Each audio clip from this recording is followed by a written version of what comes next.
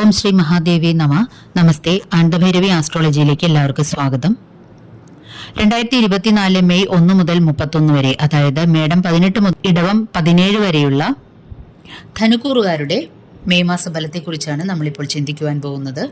ധനുക്കൂറിലെ നക്ഷത്രങ്ങളായ മൂലം, പൂരാടം, ഉത്രാടം 1-ാം പാദം എന്നീ നക്ഷത്രക്കാർക്കാണ് ഈ ഫലങ്ങൾ അനുയോജ്യമായിട്ടുള്ളത്. മെയ് മാസത്തിൽ ചെറിയ ഗ്രഹങ്ങളായിട്ടുള്ള ബുധൻ മെയ് 10-ന് മേടം രാശിയിലെ അശ്വതി നക്ഷത്രത്തിലേക്കും 21-ന് ഭരണി നക്ഷത്രത്തിലേക്കും 24 കാർത്തിക നക്ഷത്രത്തിലേക്കും നക്ഷത്രം മാറുന്നു, രാശി മാറുന്നില്ല. അതേസമയം ശുക്രൻ മെയ് 5-ന് മേടം രാശിയിൽ ഭരണി നക്ഷത്രത്തിലേക്കും 16-ന് കാർത്തികയിലേക്കും 27-ന് രോഹിണിയിലേക്കും മാറി സഞ്ചരിക്കുന്നു. അതുപോലെ രാശിയും മാറുന്നുണ്ട്. ചൊവ്വ മെയ് 15-ന് മീനം രാശിയിൽ രേവതി നക്ഷത്രത്തിലേക്ക് നക്ഷത്രം മാറുന്നു, രാശി മാറുന്നില്ല. മെയ് 1-ന് സൂര്യൻ മേടം രാശിയിൽ തന്നെ തുടരുന്നതാണ്. ഇനി വലിയ ഗ്രഹങ്ങളായിട്ടുള്ള വ്യാഴം ഏപ്രിൽ 30-ന് ഉച്ചതിരിഞ്ഞ് മേടം രാശിയിൽ നിന്നും ഇടവം രാശിയിലേക്ക് പ്രവേശിക്കുന്നു. അതായത് മെയ് 1 മുതൽ ഇടവം രാശിയിലായിരിക്കും അടുത്ത ഒരു വർഷക്കാലത്തേക്ക് സ്ഥിതി ചെയ്യുന്നത്. കാർത്തിക നക്ഷത്രം 2-ാം പാദത്തിലാണ് പ്രവേശിക്കുന്നത്. ശനിയാവട്ടെ കുംഭം രാശിയിൽ പുരോരുട്ടാതി നക്ഷത്രത്തിലേക്ക് പ്രവേശിക്കുന്നു. അതുപോലെ രാഹു മീനം രാശിയിൽ രേവതി നക്ഷത്രത്തിൽ സഞ്ചരിക്കുകയാണ്. കേതു കന്നിരാശിയിലെ അത്തം നക്ഷത്രത്തിലും.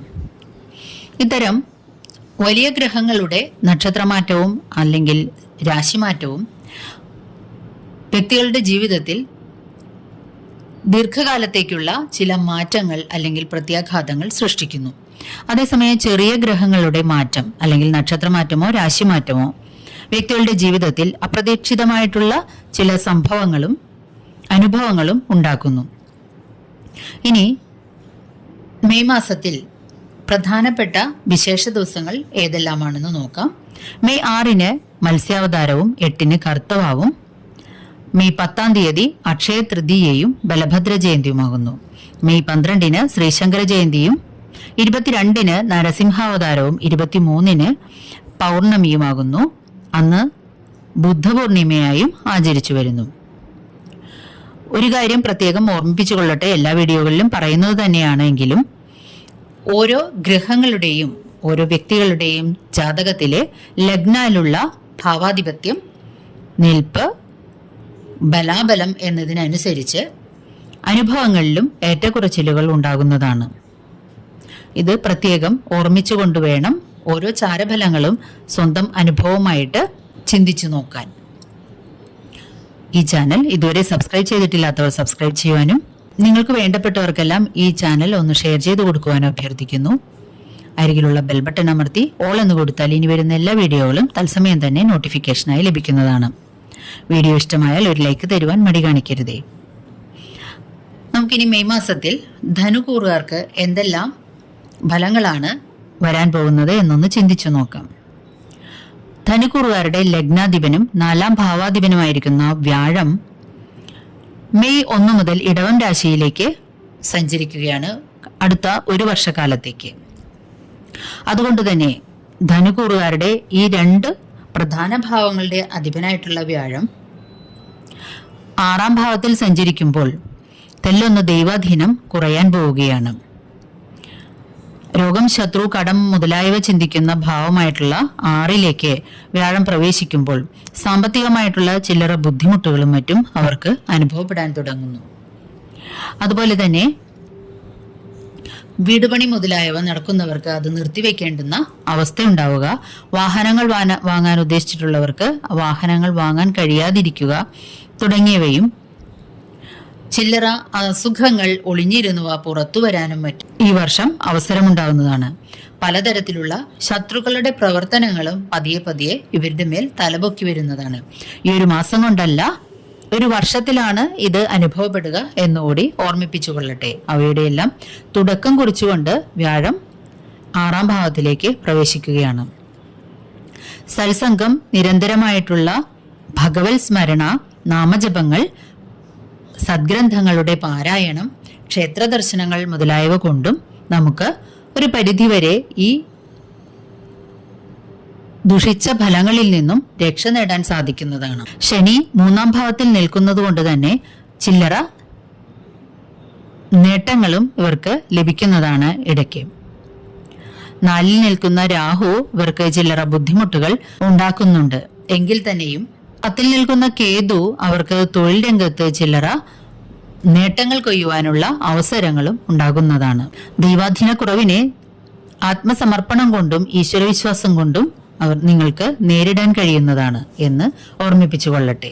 ധനസ്ഥാനമായ 2-ന്റെയും അധിപനായിട്ടുള്ള 3-ന്റെയും അധിപനായ ശനി 3-ൽ നിലനിന്നുകൊണ്ട് തന്നെ കുറച്ച് വൈകിയാണെങ്കിലും നിങ്ങളുടെ സാമ്പത്തിക ബുദ്ധിമുട്ടുകളെ മറികടക്കുവാൻ നിങ്ങൾക്ക് വഴിയൊരുക്കുന്നു. അതുപോലെ സ്ഥലസംബന്ധിയായിട്ടുള്ള വിഷയങ്ങളിൽ കേസ് മുതലായവ നടക്കുന്നുണ്ടെങ്കിൽ അതിൽ വിജയം കൈവരിക്കാൻ ഈ ഒരു ദൈവാധീനം കുറഞ്ഞ അവസ്ഥയിലും നിങ്ങൾക്ക് സാധിക്കുന്നതാണ്. വീടുപണി മുതലായവയ്ക്ക് ആഗ്രഹിച്ചിരിക്കുന്നവർക്ക് അതിൻ്റെ പ്രാരംഭ നടപടികൾ തുടങ്ങി വയ്ക്കുവാനും, അതേസമയം വ്യാഴം 1 വർഷക്കാലത്തിനു ശേഷം 7-ാം ഭാവത്തിലേക്ക് പ്രവേശിക്കുമ്പോൾ വീടുപണി ആരംഭിക്കുവാനും കഴിയുന്നതാണ്. നിരാശരാവേണ്ടതില്ല. താൽക്കാലികമായിട്ടുള്ള സ്ഥാനമാറ്റങ്ങൾ കൊണ്ട് ചില്ലറ തടസ്സങ്ങൾ വരുന്നേ ഉള്ളൂ. അതുപോലെ ശത്രുക്കളിൽ നിന്നുള്ള പലതരം പ്രവർത്തനങ്ങളെയും നിങ്ങളൊന്ന് പ്രത്യേകം ശ്രദ്ധിക്കേണ്ടതാണ്. കാരണം ശത്രുക്കളുടെ പ്രവർത്തനങ്ങൾ അല്ലെങ്കിൽ അപവാദ പ്രചരണങ്ങൾ, നിങ്ങൾക്കെതിരെ കുപ്രചരണങ്ങൾ മുതലായവയ്ക്ക് ഈ സമയത്ത് സാധ്യതയുണ്ട്. ബുദ്ധി സാമർഥ്യത്തോടുകൂടിയും നയപരമായും മറ്റും നിങ്ങൾക്ക് നീങ്ങുകയാണെങ്കിൽ ഏർപ്പെടുന്ന എല്ലാ കാര്യങ്ങളിലും വിജയം കൈവരിക്കുവാനായിട്ട് സാധിക്കുന്നതാണ്. പുതിയ സൗഹൃദങ്ങൾ ഉണ്ടായി വരുന്നതാണ്. പുതിയ സ്നേഹവലയങ്ങളിൽ നിങ്ങൾ ചെന്നുപെടുന്നതാണ്. തടസ്സങ്ങൾ ഒരു പരിധിവരെ ഉണ്ടാകുമെങ്കിലും ദൂരദേശ യാത്രകളുമായി ബന്ധപ്പെട്ട പല ബുദ്ധിമുട്ടുകളും നിങ്ങൾക്ക് നേരിടേണ്ടി വന്നേക്കാം. മറ്റുള്ളവർക്ക് വേണ്ടി ജാമ്യം നിൽക്കുക, ധനം ഈ അവസരത്തിൽ കടം കൊടുക്കുക, അല്ലെങ്കിൽ സ്വർണം പണയം വെക്കാൻ നൽകുക, കടം കൊടുക്കുക മുതലായവ ഈ അവസരത്തിൽ ചെയ്യാതിരിക്കുന്നത് ബുദ്ധിപരമായിരിക്കും. അമിതാധ്വാനവും ആശങ്കയും മൂലം അസുഖങ്ങൾ വന്നുകൂടാതിരിക്കാൻ പ്രത്യേകിച്ചും ശ്രദ്ധിക്കേണ്ടതാണ്.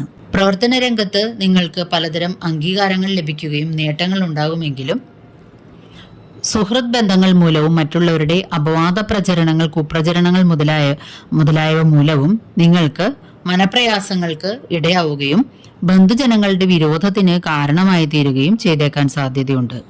ദാമ്പത്യ ബന്ധങ്ങളിൽ വിള്ളൽ വരാതിരിക്കുവാൻ പ്രത്യേകം ശ്രദ്ധിക്കേണ്ടതാണ്.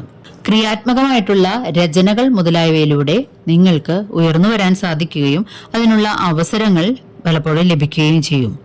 മനസംയമനത്തോടുകൂടി എല്ലാ കാര്യങ്ങളിലും ഇടപെടുകയും ഈശ്വരവിശ്വാസം മുറുകെ പിടിക്കുകയും ചെയ്തു കഴിഞ്ഞാൽ തീർച്ചയായിട്ടും നിങ്ങൾക്ക് ഈ ഒരു സന്ദർഭത്തെ മറികടക്കുവാനായിട്ട് സാധിക്കുന്നതാണ്. ഇനി നമുക്ക് താൽക്കാലികമായിട്ടുള്ള ഗുളികസ്ഥിതി അനുസരിച്ച് ഏതെല്ലാം ദിവസങ്ങൾ നല്ല കാര്യങ്ങളിൽ നിന്നും വിട്ടുനിൽക്കണമെന്നൊന്ന് ചിന്തിച്ചു നോക്കാം. ധനുക്കൂറുകാർക്ക് മെയ് 2, 9, 10, 16, 17, 24, 31 എന്നീ ദിവസങ്ങൾ ശാരീരികമോ മാനസികമോ സാമ്പത്തികമോ ആയിട്ടുള്ള ചില്ലറ ബുദ്ധിമുട്ടുകൾ അനുഭവപ്പെടാൻ സാധ്യതയുണ്ട്. അതുപോലെ കൂട്ടു ബിസിനസ് ചെയ്യുന്ന പങ്കാളികളുമായിട്ടും പ്രണയികൾ തമ്മിലും ജീവിത പങ്കാളിയുമായിട്ടും മറ്റും ചില്ലറ അസ്വാരസ്യങ്ങൾ ഈ ദിവസങ്ങളിൽ അനുഭവപ്പെടാൻ സാധ്യതയുണ്ട്. മനസംയമനത്തോടുകൂടി ഈ അവസരം നേരിടുകയാണെങ്കിൽ തീർച്ചയായിട്ടും നിങ്ങൾക്ക് ബുദ്ധിമുട്ടുകൾ ഒഴിവാക്കാവുന്നതാണ്.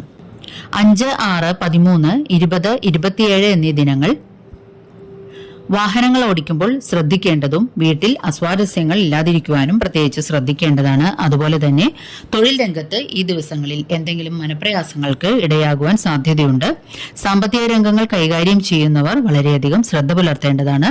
ഡോക്യുമെന്റ് സംബന്ധമായ വിഷയങ്ങളിലും മറ്റും ഒപ്പുവെക്കുന്നതും അതുപോലെ അത്തരം കാര്യങ്ങൾ ഡീൽ ചെയ്യുമ്പോൾ പ്രത്യേകം ശ്രദ്ധ കൊടുക്കേണ്ടതുമാണ് ഈ ദിവസങ്ങളിൽ.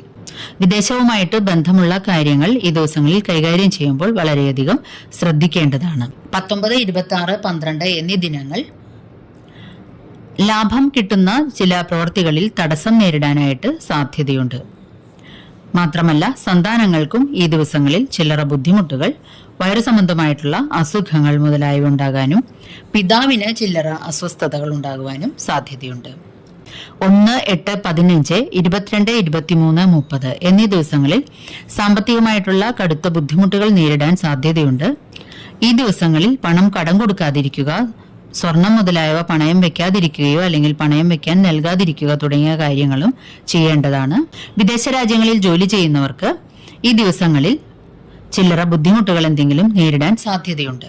3, 4, 11, 18, 25 എന്നീ ദിവസങ്ങളിൽ അധിക ചിലവുകൾ ചില്ലറ വന്നുകൂടാൻ സാധ്യതയുണ്ട്. അതുപോലെ വീഴ്ച മുതലായവ വരാതിരിക്കുവാനും പ്രത്യേകം ശ്രദ്ധിക്കേണ്ടതാണ്.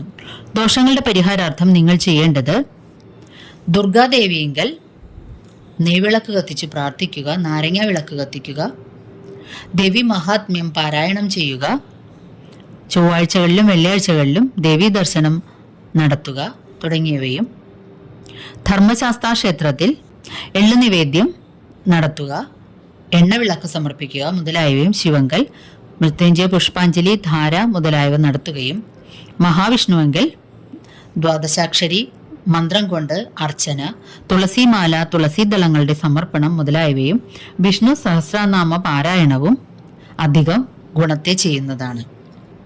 വ്യാഴാഴ്ചകളിൽ വ്രതം നോക്കുന്നതും അന്നദാനം, മറ്റു വ്യാഴപ്രീതികരങ്ങളായിട്ടുള്ള വസ്തുക്കളുടെ ദാനം മുതലായവ നടത്തുന്നതും ശ്രേയസ്കരമായിരിക്കും. ചാനൽ ഇഷ്ടമായാൽ ലൈക്ക് ചെയ്യാൻ മറക്കരുത്. നന്ദി, നമസ്കാരം.